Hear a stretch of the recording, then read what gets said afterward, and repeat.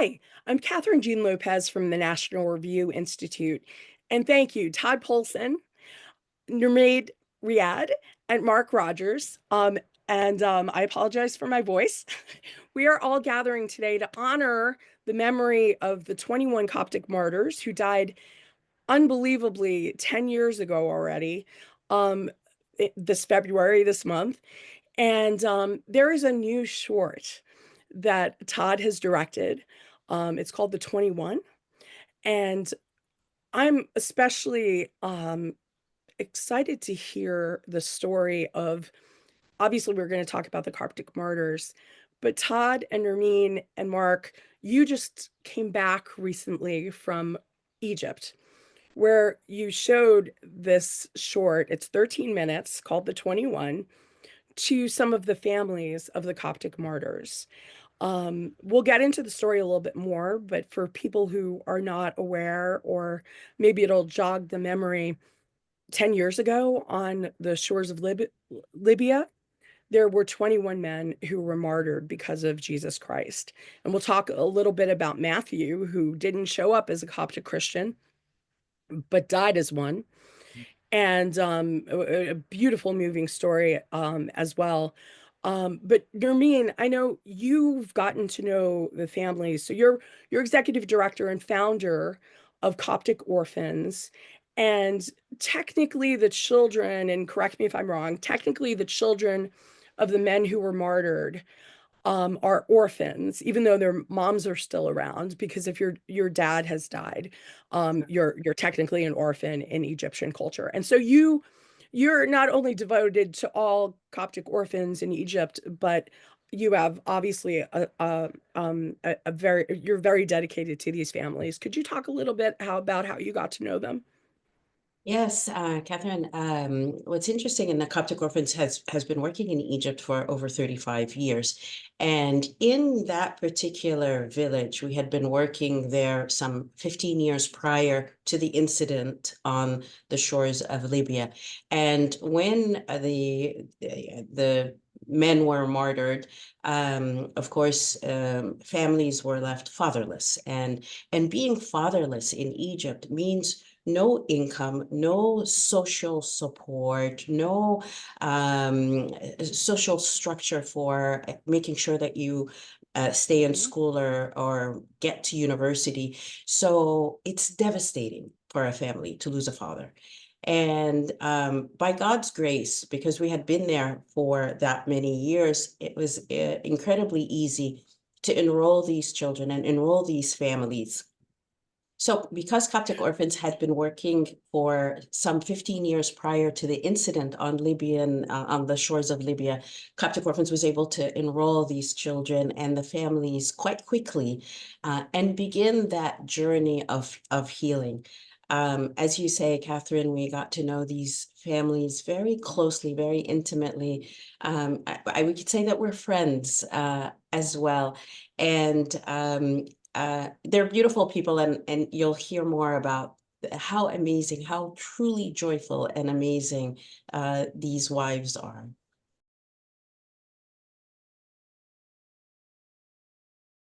Thanks, Kathryn.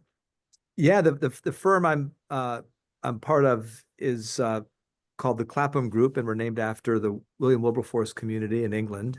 One of the Clapham Group members was a woman, Hannah More, who was a playwright and a poet. And the way that she contributed to their causes, which included, of course, slavery, anti-slavery, they're abolitionists, but other issues too, like animal cruelty, which we've talked about over the years, Kathryn, and child labor abuses. The way that she contributed was through creative capital, through storytelling, through poetry, through theater. So we do have a production company, a sister called More Productions, named after Hannah More. And so More Productions is the producer of the film. And we're honored to have as well Jonathan Rumi from The Chosen as another executive producer who his father grew up in Egypt. So half of Jonathan's DNA is Coptic. And of course, for people who don't know, Jonathan Rumi plays Jesus in the series The Chosen. So the origin story, very quickly, I was in Egypt about 6 years ago, and spent some time in Garbage City. My wife Leanne and I were together. And Garbage City is an area in Cairo where the families basically recycle the garbage of the city in their homes. I mean, it's a really, kind of, shocking kind of place to be in many ways. And what I noticed in that area were the photos of the 21 martyrs. They were very prevalent at that time. I'm sure they still are.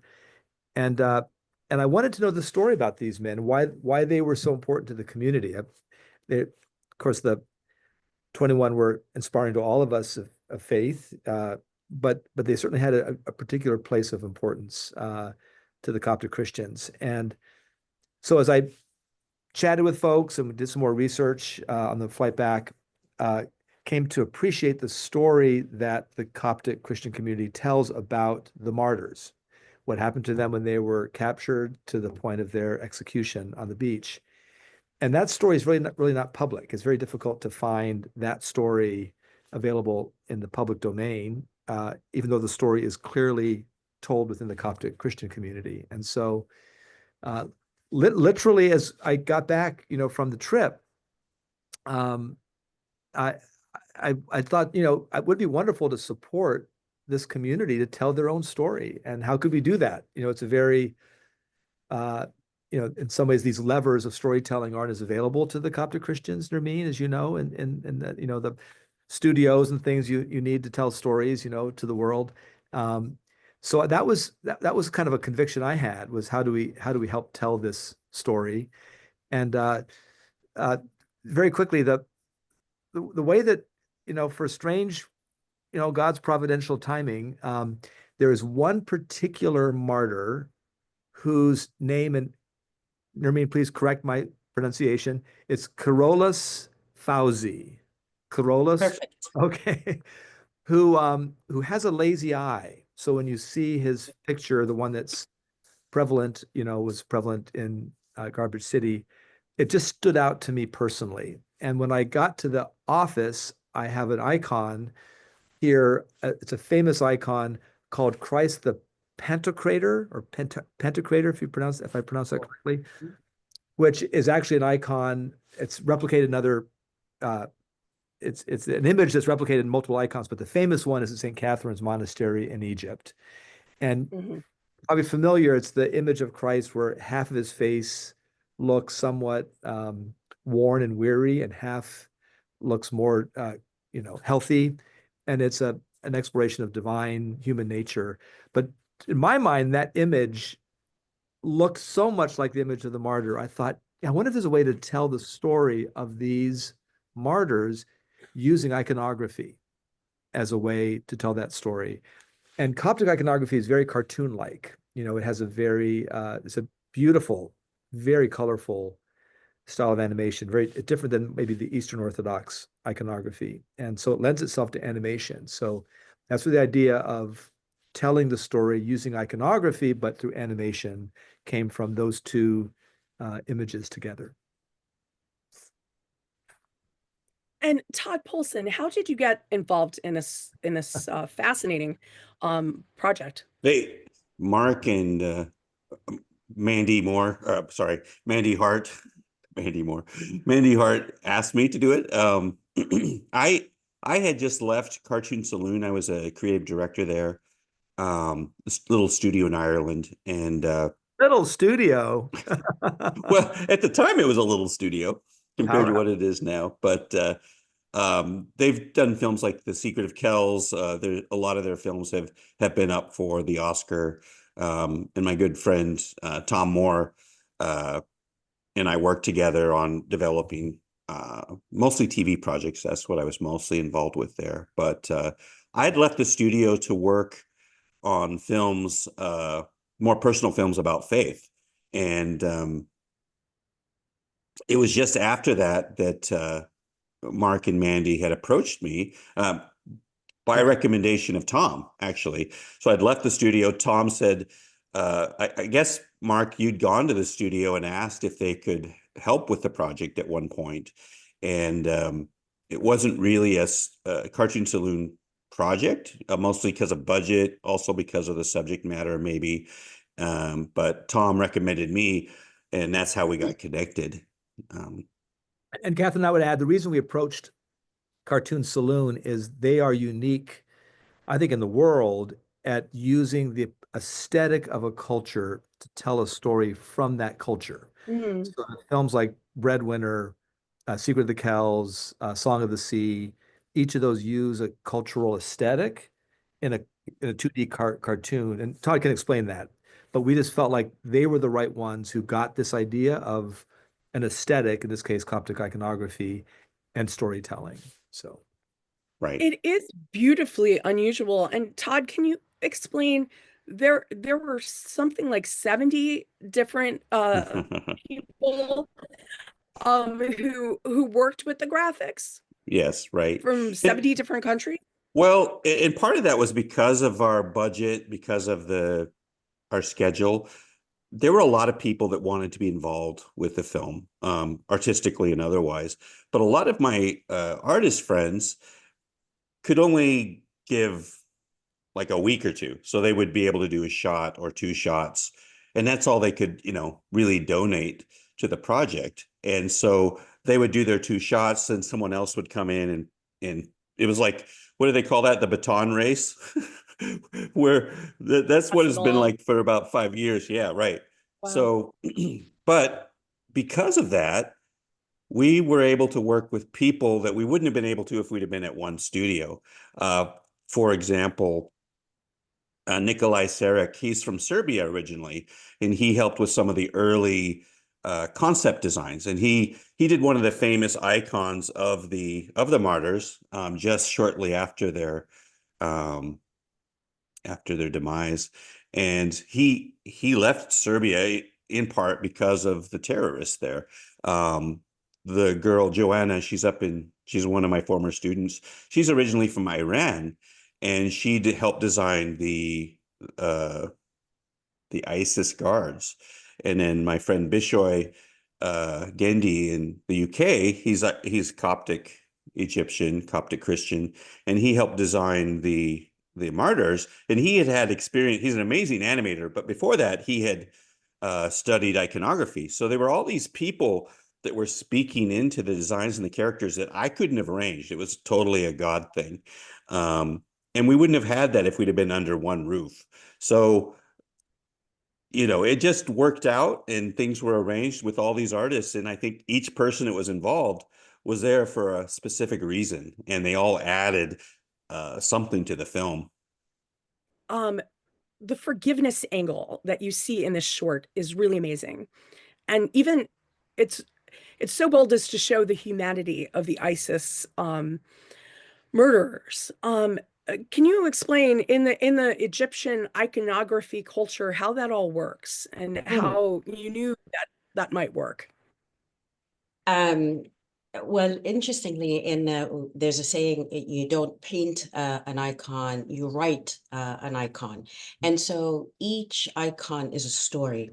The eyes are always very large because that's the window to the soul, and that it's not to make it look like human, but that it's extremely symbolic. You'll also notice that every icon ever that you will see in any Orthodox church is always outside. It's never an indoor situation. So you will see St. George outside. You will see St. Bishoy outside. The church is in the back.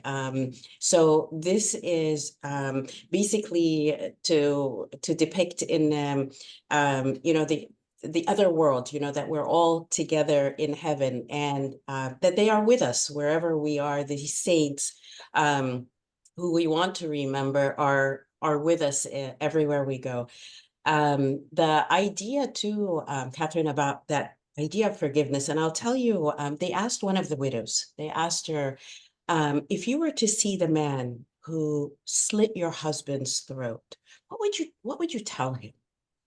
So she kind of paused and she said, I would fall on my face, kiss his feet, and thank him for the great honor that now my husband has. You know, I mean, you can't even utter such words unless you truly have forgiven the others.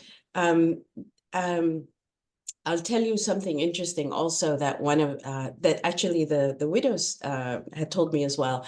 I remember we were chatting one time and they said, Nermein, can we have you for a minute outside? You know, need a talk. I'm like, yes, of course. And they came around and they were like, listen, and they went on to ask for, I figured they would ask something for their children in the program and such. They ended up asking for another widow. And I asked them, I said, you know, that's odd. You know, you asked for someone else. Why is that? And they looked at me and she says, we're one. The blood of our husbands has mingled. We are one.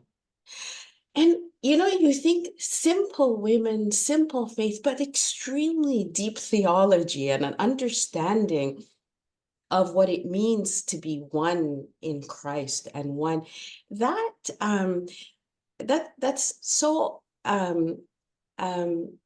it's a wonderful thing that God has allowed us to see, to experience. So another God story that is part of the origin story is we were trying to discern whether this whole approach would make any sense with an icon kind of aesthetic for the film, and even if that would be appropriate. I mean, we didn't know whether that'd be offensive, you know, to the community, Nermein, to have an animated film that uses iconography as an aesthetic, and since icons are such an important craft or you know, as a story, as you said, in of themselves. So we decided to reach out to somebody that we knew had done an icon of the 21. And just when you Google the 21 and icon, there's one image that comes up most often, and it's by an iconographer named Tony Rezek, Rezk, which we assumed, of course, he had to be in Egypt somewhere. And so we're trying to track him down and get an email address, and finally found a way to reach him, and emailed Tony and said, you know, we would love to talk to you about this idea of doing this short animated film using iconography as the aesthetic for it. And Tony emailed back, and I indicated we were in Washington, D.C., and he emailed back and said, yeah, I'll be over at your office in about 10 minutes. I'm a mile and a half away from you. I mean, we assumed Tony was in Egypt, and of course he's actually in Nermein right here in Around the Northern corner. Virginia, around the corner. And so that was for us a real sign that the Lord already had ordered our steps, you know, with relationships. And Tony, of course, connected us immediately to people, including yourself. So Nermein was one of the first people we met with just to talk about this idea. And she was encouraging to do this. And Todd, I know when you came to town, our first meeting, you had a chance to meet with Nermein, I think, if I remember right, to I chat don't about this. remember. I don't think so, Maybe but not. Maybe not. No, Yeah. our first time was in Egypt on the yeah, trip that's right. in Yeah. Egypt. Okay. Yes. Well, but Yeah. that was part of the origin story as well, just God's providential hand that eventually led Todd to your Yeah. your And and to build on that, because we were researching, I knew little about Coptic iconography. I had been studying Eastern Orthodox iconography for a film that I had done just like the year before, and so I was looking online and I found this artist, Edmund Camel, who I really liked his work, and so I reached out to him, and it turns out that he was the one that had actually done the icons for the Martyrs Church. He knew the martyrs, he knew their families, and he had been asked to do the icons in the new church as well. So he was a great bridge to the families. I could interview them through him. And so that was another God thing that I could have never planned, you know. And he was a great teacher. He was very patient with me. So Maybe Mark, what it must be so moving to visit that church. Can you talk about that experience? You know, Nermein, you're familiar with this area of Egypt in ways that we were not prepared for. It's a rural area. It's about 4 hours south of Cairo. We drove in the evening, and as we drove through some of the villages to get to the Church of the 21, which was built, of course, after their martyrdom for the housing of their memory and eventually their bodies. We drove through some smaller villages, and it was pretty felt pretty stark in terms of the poverty and the conditions. And I wouldn't say it felt hostile, but it certainly felt very foreign. As we approached the church and its compound, it was oddly like an oasis. It was a beautiful, comforting place to arrive into. And it felt to me a little bit like what the Coptic Christian community must feel like in some ways, a people of faith standing firm, often in a context that might have some hostility, but they're not shy of their witness in that community. And so that the church itself is remarkably beautiful, and you can get images online. But that was the first image, was this coming into this place that just felt like a gift of grace and oasis in the community. That was, then of course, I'll just share briefly, the next morning we got to be part of a liturgical worship early in the morning that included the families of the martyrs, and was partly in English. I whispered to one of our companions on the trip, I said, "Was that English?" And I think, Nermein, you whispered back to me, "We don't normally do this in English. They're doing it just for you," which I think was extremely Yes, humbling. exactly. And I want to say, and the backstory is that the priest who speaks no English sat and memorized part of the liturgy just for you for 2 weeks. Oh, And we're like, wow. he did well, he did well. Oh, it's So beautiful. it was purely for the guests. That's how hospitable Egyptians are. Yes, How beautiful. yes. Todd, I know when you went over to Egypt, you had a little COVID incident, so it wasn't the trip you had expected, but you did get to meet some of the families. I What did. was that like?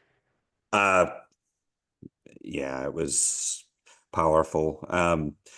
Being with them there in their church, surrounded by the icons, and then we did the screening there in their church, and they were sitting with us there, and the film was projected on the screen, and it just, you have those moments in life where you feel close to God. Mm. And that for me was one of those moments. Like I felt his hand on my shoulder, you might say, and just this kind of warmth. And of course, everyone was in tears, thinking about the men, even the even the pastor there, the priest, he broke down. It was just very emotional, but in a very good way. And I'll never forget it for the rest of my life, just spending that time with them there. You know, Kathryn, I was sitting while the screening, I was sitting right next to, I was in the middle of the widows, and you could see that they were reliving the pain, the separation, the etc. And I was listening to the kind of the murmurings of this woman sitting next to me. And what she was saying is she was calling out her son's name, and she's saying, my beloved, Habibi, Habibi.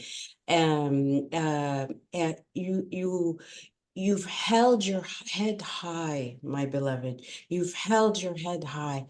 And then at the very end, when there's the music and the black screen, she says, I thank you, my Lord Jesus Christ. I thank you, my Lord Jesus Christ. How can a mother who saw her son being beheaded, on what basis does she thank the Lord Jesus Christ? Right. That's, yeah, powerful. Yes, and there was one thing that Todd did throughout the film, and I think, of course, we're encouraging all your listeners and viewers to go to the21film.com, and you can watch it there. It will be streaming on the 14th to the 16th through the website, but also through YouTube. Um, if it's after the 16th, you can just register right online and see it. So you always can see the film, but this weekend we're pushing it out as far and hard as we can. And if you like it, share it. But I would say one thing that, Tod, you did in the film is you made sure that the presence of Jesus, which would have been for the men tangible, but maybe we don't know if it was visible to them, is made visible to the audience as they watch the film. And that's the power of animation. Things that are unseen can be seen in animation, right? Because they're not literal, and animation allows for that. But I think, Nermein, the reason I mentioned this is that I heard from several of the widows that the scene that touched them was when Jesus appears on the beach with their husbands. And that gave them a comfort they already had in some ways, but a reminder that Jesus was always with It's them. always with them. And that Tony Rezek icon is so powerful because you see each man as Jesus. And so even if they didn't have an image of Jesus, they were Jesus to one another. And only God knows the witness that they gave these ISIS murderers, who had to be so perplexed. And that's at the heart of the film. The short is how perplexed they were about the joy and peace these men have, and that they would die with Jesus's name on their lips. It's just it's so powerful. And what do you hope, Nermein, as someone who works with your culture, works to educate, works to keep a connection going amongst immigrants and people back in Egypt? What do you hope happens with this film? One thing that's remarkable about the Coptic martyrs, they're men who were working, they're laborers. They're not religious freedom advocates, you know. They didn't wake up in the morning and say, I'm going to die for Christ, and yet that's what they did. Yeah, and as Mark had mentioned, the village is very, very poor, very simple, and when you think about it, why else would men leave their families, go into a war zone, other than to provide for their family? This was very difficult as farmers or laborers to be able to provide for their families, and thus that's why they had to leave. I think what we're hoping, and I'm so grateful for this film because it came right on time in terms of the 10th anniversary. And during the 10th anniversary, that we want for all of Christianity to see this as an example. And really also when we're looking at, well, what about the Copts that may have, were born here or grew up here and never gone to Egypt? They don't know their own culture. This is a beautiful tool by which to say, look at your heritage, look what the faith of your people and the faith of people that have withstood 2,000 years. It's the same faith as just as Saint Mark brought it to Egypt, just as the Orthodox have been keeping it. And a lot of times they may not even know about this. And so it's a lovely way to reconnect back with Egypt. There's always stories about when people have heard about the decapitation and the murder of these 21, to start asking, what church did they come from? Who are these people? What was this kind of faith? And right now we find people within, attending the Coptic Orthodox Church where like, you're Italian, what happened? Or you're Puerto Rican, where did this come from? And they're like, it's the film, or it's the incidents of the 21 martyrs. Because we felt I want to know, I want to understand what made people willing to die for Christ. What kind of teaching is this? I want to understand more. So it's lovely, the impact that they have made, like you said, not international religious freedom advocates or anything, nothing. It was their simple faith that gave an example and have transformed people. Todd, how do you tell such a profound story in only 13 minutes? This is only 13 minutes. Todd's It was hard. experience. You know, the original cut was closer to 20, I think. And we kept whittling it down just to the essentials. And that was one of the biggest complaints from the families of the martyrs, was that we didn't show Yes. enough. Yeah. We only showed small chapters of Fragments. what actually happened. There was a lot more. But just to give people an idea of what they went through, the sacrifice they made, example of their faith. And so it took a while, probably took a year to whittle it down to the essentials of the story. Of course, we couldn't show individual personalities really in that time. And we didn't want to select one martyr over another, you know. And we tried to keep that tradition of the icons where they, and you brought that up, they're a reflection of Christ. And so that's why they all kind of look similar and they have attributes of Christ in their design. That was the biggest thing we wanted to show and share with the film is their faith and how they adhere so closely to Christ, even in spite of everything that was going on. And you also do a beautiful job of showing the men themselves at various points. You show actual images of the men. So we remember they were individual men as well. And this is not just Right. a fictional story. This And Go yeah, ahead. and that was important too, just to show the live action, to remember that, oh, this isn't just a cartoon. This really happened. This Yeah, is real. And the part that breaks me up every time is at the very end of the film when we actually show the real blood and show the real fat sacrifice. And then the film ends. And I'm realizing that with the film, that's only part of the story, right? The rest of the story is the testimony of these family members and people like me whose faith and lives have changed because of these families and these men. It's made my faith so much deeper because of their example and just spending every day of the last 5 years with them, you might say, and studying their faith. It's been life-changing. Yeah.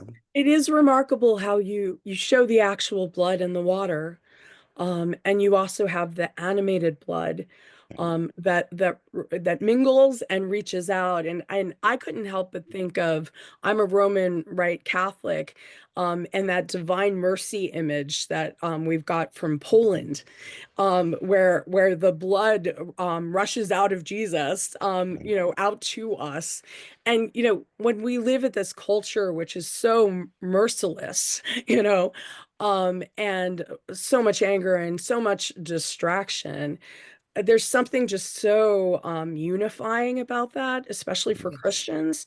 But also, Nermein, can you say something about that one man from Ghana and why that's so? I mean, there aren't words to describe how powerful that is in one regard, but Exactly. The story is that he was given a choice, just like the others were given a choice. Just renounce your faith. And it's easy. I mean, God's going to forgive you. Just renounce your faith and you live. You go back to your family. What's the big deal? No, we will never. Whoever denies me in front of men, I will deny in front of God. No, we won't do it. And so Matthew, it seems, was caught into this. And he likewise said, my God, their God is my God. I'm with them, which again astounded the ISIS terrorists, etc. But what was so beautiful was the church did everything it can. They were thrilled that the bodies and the relics were still existing. They thought they had been thrown into the water along with the blood, that last scene.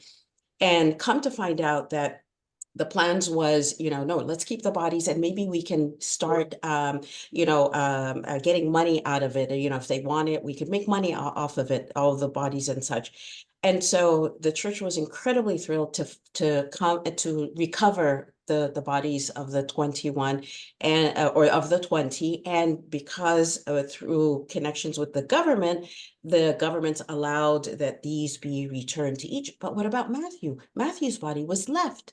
And the church would not sit still until they are able to, and the most beautiful quote I've ever heard was, so he could return to be with his brothers. I mean, it was his brothers. You cannot separate them. You cannot separate Matthew from his brothers. And so the church kept nagging the Egyptian government, which then was in contact with the Libyan government, in contact with the Ghanaian government, et cetera, et cetera. He was never reclaimed by the Ghanaian government or family or anyone. And so after a while, they said, okay, fine, we'll return him to Egypt, although he's not an Egyptian national. And there he sits. His relics is amongst his 20 brothers. Wow. And I want to tell you also that we've already started hearing stories of how Matthew intercedes and how Matthew manages to do things, and how now he's become very popular as that one saint of the 21, that if you want certain things, you know, he might be able to help you.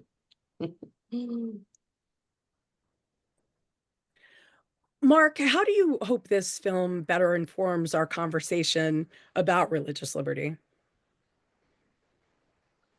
You know, I think you asked earlier about the participants in making of the film, that there were over 70 different animators, as well as from 20 plus countries, I think over 24 countries, including countries like Iran. What's also important is to note that there were participants involved from many different faiths,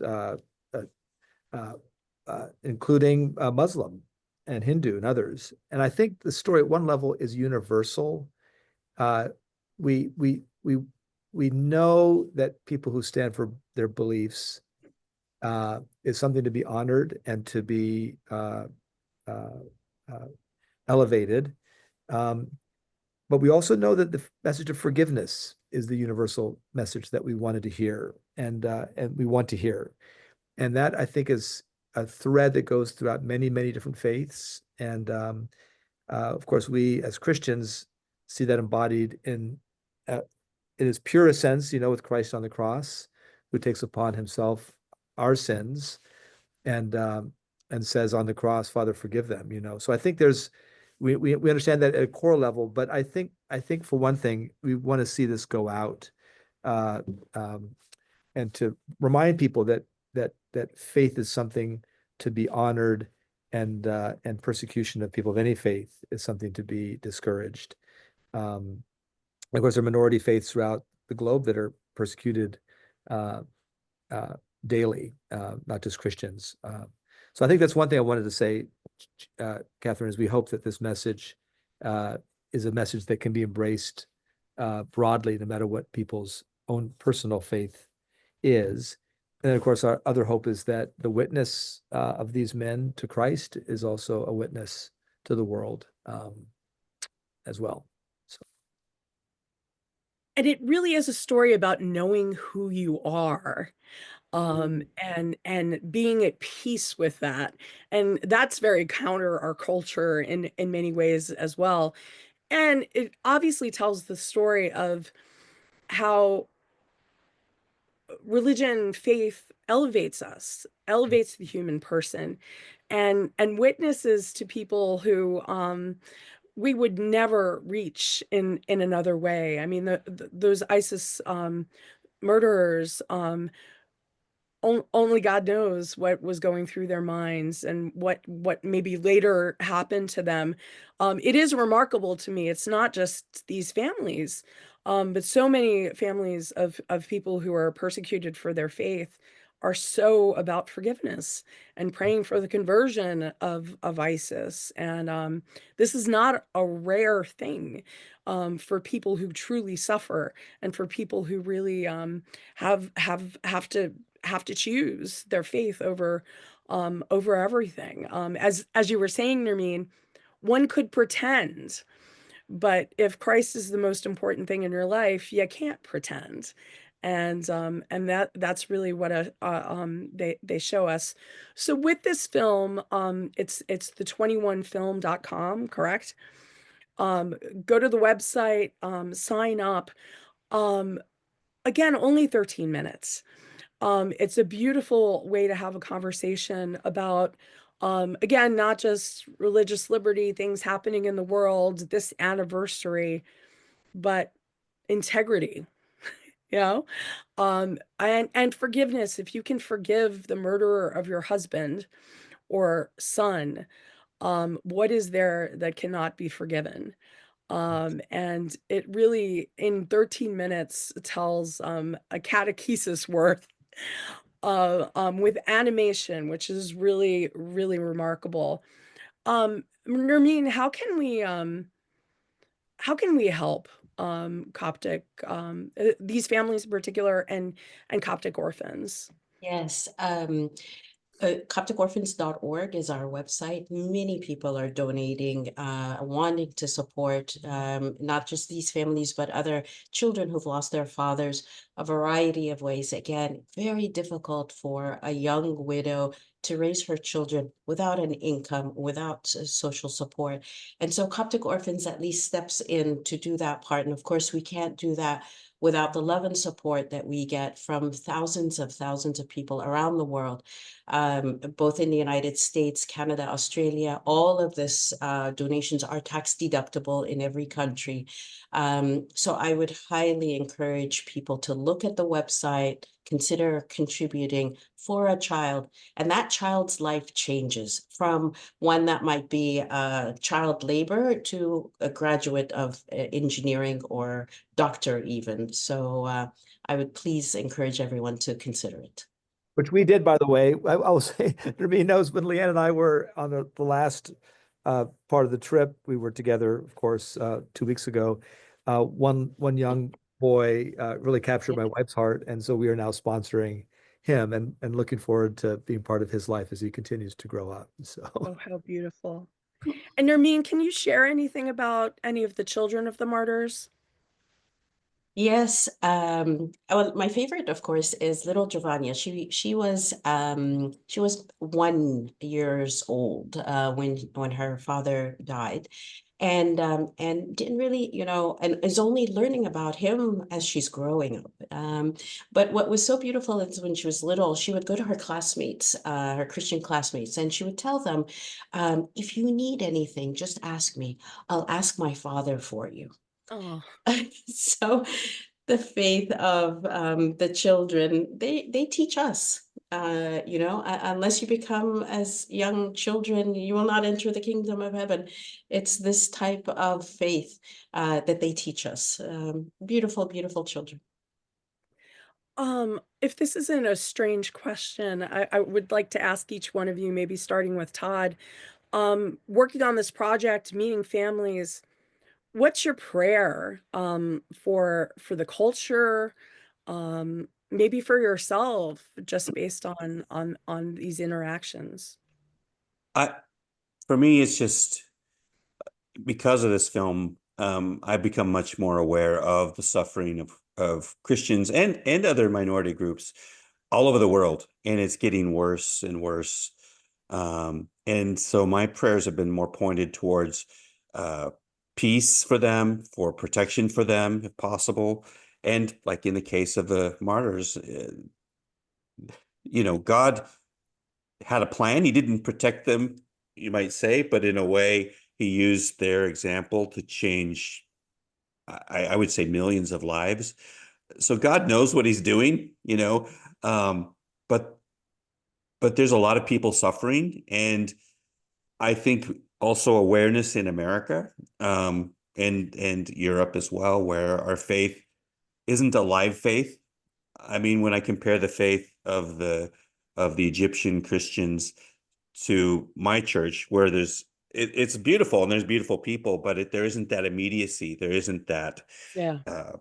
that just there's an energy and there's a real relationship with God. It's not something that's on the side. It's the basis of their life. And of course, there are people like that here in the US as well, but that we have a revival in a way that we have that relationship, and that relationship is restored to the Christian community in general. I know that's a big prayer, but God's a big God. So, Well, and Todd, John Paul II and others talked about the practical atheism that yeah. even people who go to church on every Sunday or even every day in some cases.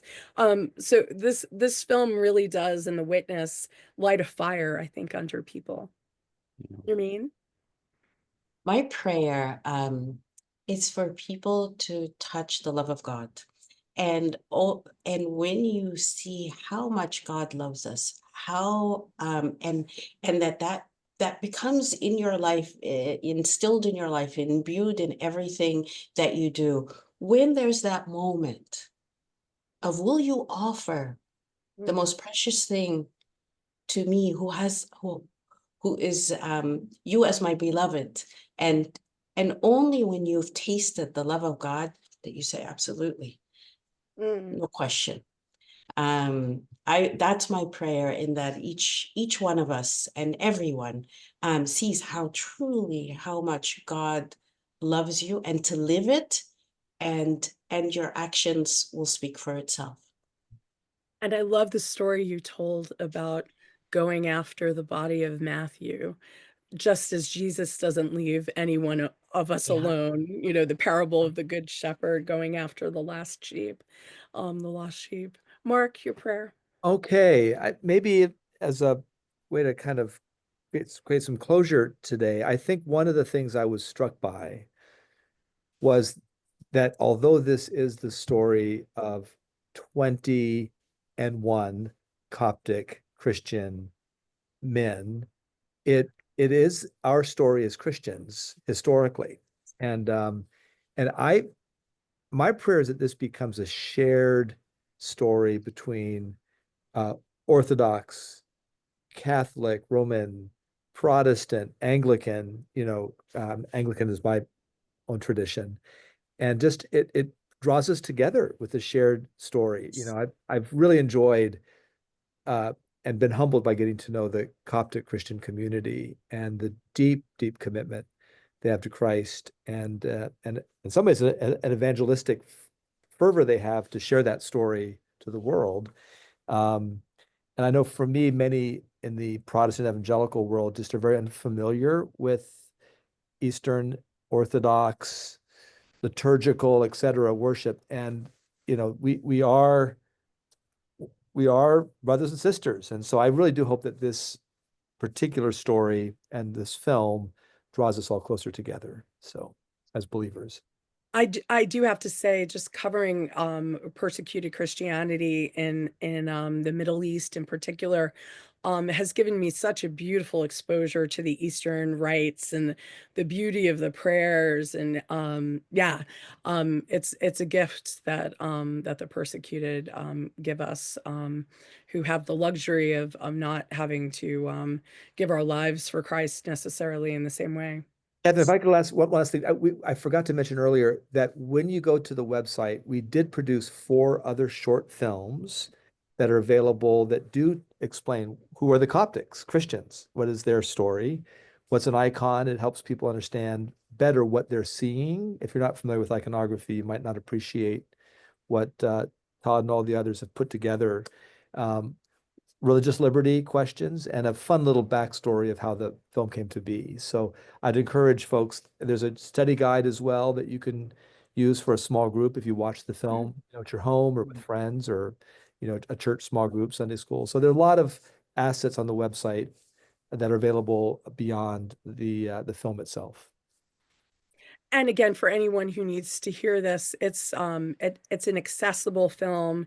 It's not gory. It's very appropriate for, I would think, most age groups.